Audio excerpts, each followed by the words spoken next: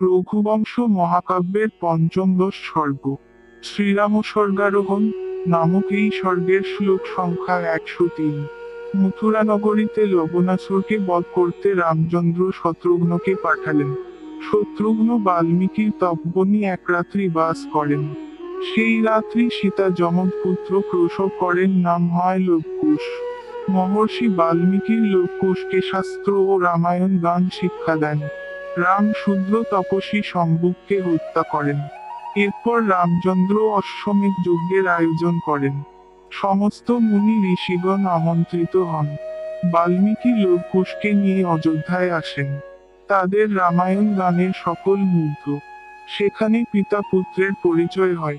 রামচন্দ্র পুনর্বার অগ্নি পরীক্ষার পর সীতাকে গ্রহণ করবেন শুনে সীতার জননী ধরিত্রীর কাছে আশ্রয় প্রার্থনা করেন।